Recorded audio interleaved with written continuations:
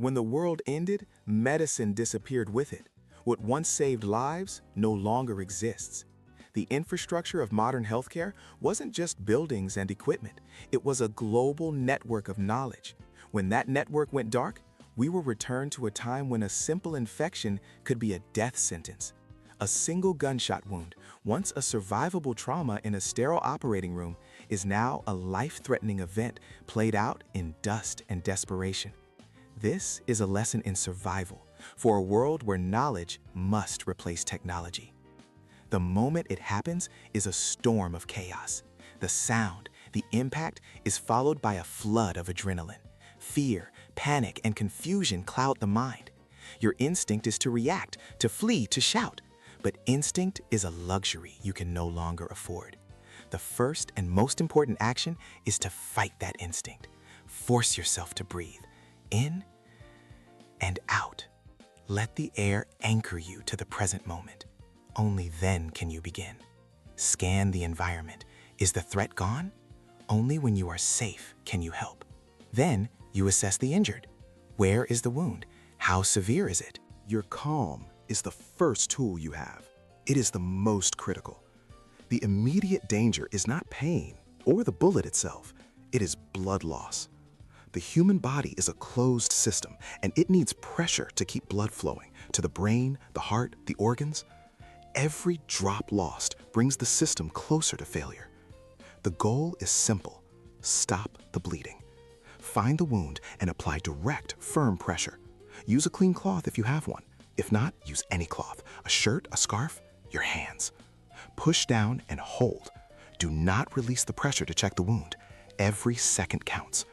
Maintaining that pressure gives the body its only chance to begin clotting, to seal the breach. It is a battle against time, measured in heartbeats. Surviving the initial injury is only the beginning. The next threat is silent and invisible.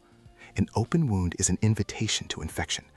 Every surface, every gust of wind carries bacteria. If you have access to clean, drinkable water, use it to gently flush the wound. Do not scrub. Do not use dirty water, which will only make things worse. The goal is to remove any visible dirt or debris. Once cleaned, the wound must be protected. Cover it with the cleanest material you can find. Keep it shielded from dirt, from insects, from the elements. The fight has now shifted from a rapid crisis to a slow, patient war against microscopic invaders. Now, you wait and you watch. The body, even in this broken world, has a powerful will to heal. But it can also go into shock from the trauma. Look for the signs: pale, cold, clammy skin, a rapid, weak pulse, confusion, or a vacant stare.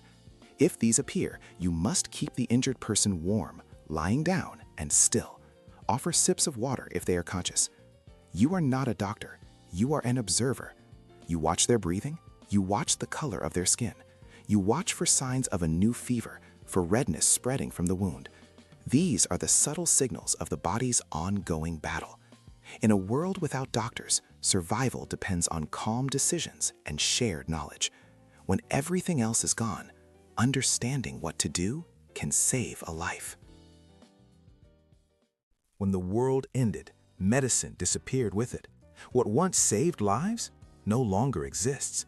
The infrastructure that supported modern healthcare, the hospitals, the supply chains, the decades of accumulated knowledge, crumbled with everything else.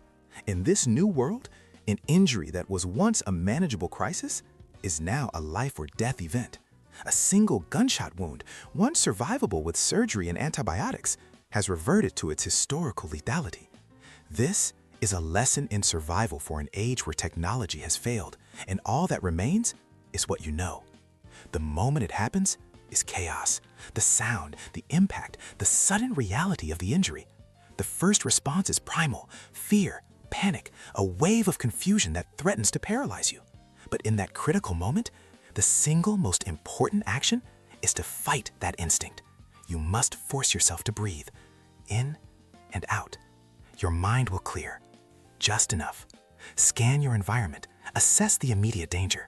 Then, turn your attention to the injured.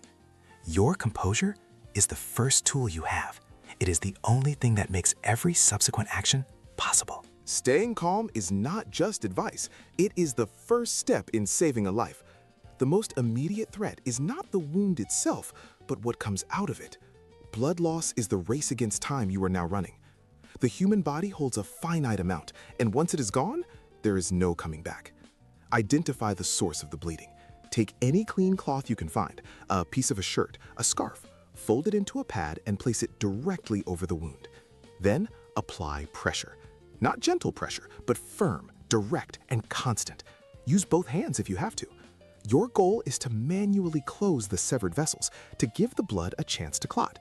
Do not lift the cloth to check the wound. If blood soaks through, do not remove it. Add another layer on top and keep pressing. Every second you maintain this pressure, you are pulling them back from the edge. If you win the race against blood loss, you face a new, insidious enemy: infection. Surviving the initial trauma is only the beginning. The world is filled with invisible threats: bacteria in the soil, on your hands, in the air. The wound is an open door for them. If you have access to clean, potable water, you must use it to gently irrigate the wound, flushing out any visible dirt or debris. Afterward, the wound must be covered, protected from dirt, from insects, from any contact with the unsanitary world. A clean barrier, even an improvised one, can be the difference between healing and a fatal infection. Now comes the hardest part: waiting. You must observe. The body has its own fight to wage, and your role is to support it. Keep the injured person warm, even if the air feels mild. Trauma can send the body into shock, causing a dangerous drop in temperature.